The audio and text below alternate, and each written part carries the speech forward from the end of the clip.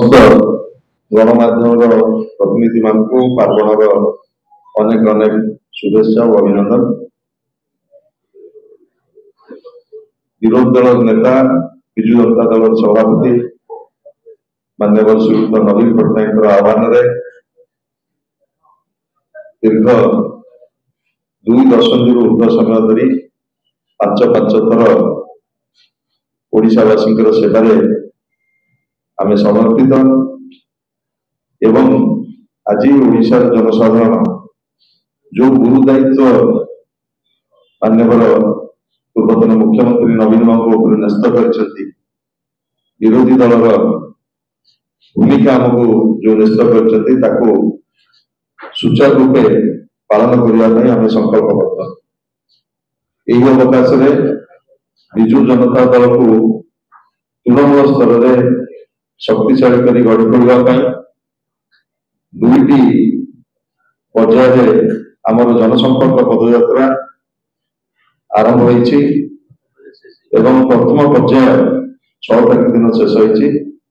अभूतपूर्व सफलता आम प्राप्त होइछु। आमर 30टी जिला और 3टी सांगठनिक जिला मध्यरु प्राय 22टी जिले में जनसंपर्क पदयात्रा सरी द्वितीय पर्याय जनसंपर्क पदयात्रा द्वितीय पर्याय आरंभ खूब शीघ्र आरंभ हो जहाँ घोषणा कर 21 तारीख रु 30 तारीख पर्यंत द्वितीय पर्याय जनसंपर्क पदयात्रा आम करूँ।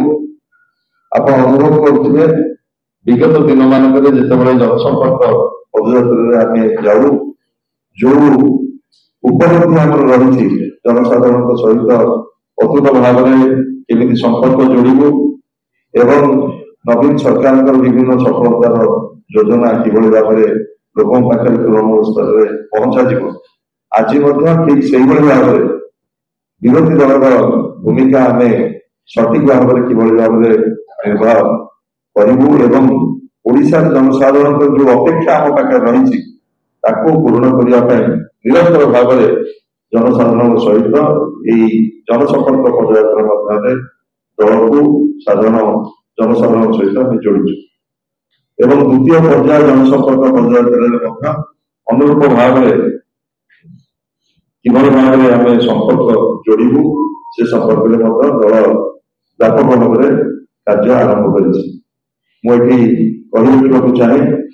आमर सभ्य संग्रह अभियान आसंता काली आरंभ कर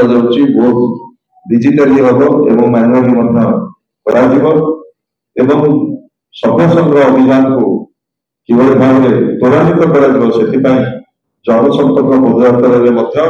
सभ्य संग्रह अभियान को त्वरान्वित करने पदक्षेप नि आशा करुच्ची विजु जनता दल एक आंचलिक दल हिसाब से आम ओडिशा रसिकर सबुबले स्वार्थ स्वाभिमान आम लड़ी जारी रखिचु एवं आशा करुच्चु गणमाध्यम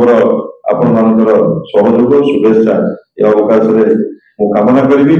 एवं धन्यवाद जनइबी विजु जनता दल तृणमूल स्तर कर्मी मैंने जो भाव में प्रथम पर्याय जनसंपर्क पदयात्रा सफल कर समस्त को अनेक अनेक धन्यवाद एवं कृतज्ञता।